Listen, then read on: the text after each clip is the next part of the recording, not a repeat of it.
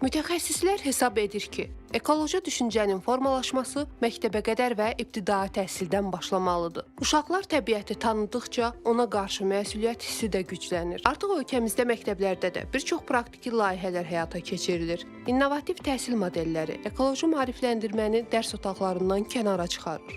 Əmircan qəsəbəsi 84 nömrəli orta məktəbin şagird və pedaqoji heyəti bitkilərin yetişdirilməsində təbii gübrədən istifadə edirlər. Biz keçən il 2025-ci ilin avqust ayında Azərbaycan Respublikası Elm və Təhsil Nazirliyinin, Azərbaycan Respublikası Təhsil İnstitutunun və ORT İsrail Məktəblər Şəbəkəsinin birgə layihəsi olan İnnovativ Məktəb layihəsində iştirak hüququ qazandıq. Biz orada İnnovativ Məktəb layihəsi çərçivəsində İsrail məktəblərində gördüyümüz innovativ layihələri məktəblərimizdə tətbiq etməyə çalışırıq.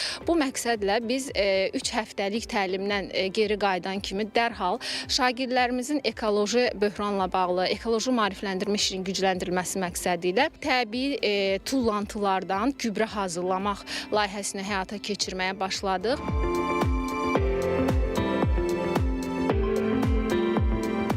Biz təbiət fənni ilə 5-ci sinifdən tanış olmuşuq. Biz təbiət fənnində təbiət hadisələrini, ətraf mühiti, heyvanları necə qorumalı olduğumuzu, bitkiləri necə qulluq etməli olduğumuzu öyrənirik. Biz biologiya dərslərində çiçəkləri, cürbəcür ağacları əkirik. Həmçinin onlara düzgün qulluq edirik ki, onlar sağlam və düz əkilsinlər. Dərsdə öyrəndiklərimizi çöldə də tətbiq edirik. Bu gübrə layihəmiz də bunlardan biri idi. Biz bu layihəmizin adı təbii gübrədir. Biz bu layihəni özümüzə şüar seçməkdə məqsədimiz sağlam insan, bərəkətli torpaq, məhsuldar bitki əldə etməkdir. Biz məktəbimizə imərlik keçiririk, güllərə qulluq edirik. Onlara vaxtında sularını veririk, yarpaqları toz olanda onların tozunu alırıq və onların çürümüş yarpaqlarını dəririk. Müəllimlər isə bu prosesdə istiqamət verici rol oynayır. Ekoloji tərbiyə dərslərlə yanaşı məktəb daxili fəaliyyətlərdə də gücləndirilir. 279 nömrəli məktəbdə müəllim və şagirdlərin birgə əməyi nəticəsində ekoloji dəhliz yaradılıb.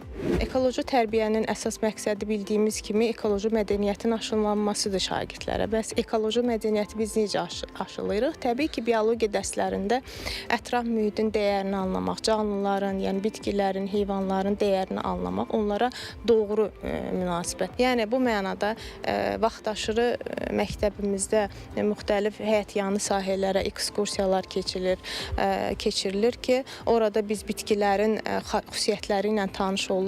Onlar orada, yəni uşaqlar, şagirdlər bitkilərə qulluq edirlər. Eləcə də sinif otaqlarındakı biz otaq bitkilərini yetişdiririk. Birgə əmək, yaşıllığa qulluq və sadə vərdişlər uşaqlarda təbiətə sevgi və diqqət yaradır. Ekoloji mədəniyyət bugün atılan kiçik addımlarla formalaşır. Məktəblərdə həyata keçirilən bu cür layihələr isə sabahın daha sağlam və yaşıl gələcəyinə yol açır. Aytac Əsədova, Həsənağa Dadaşov.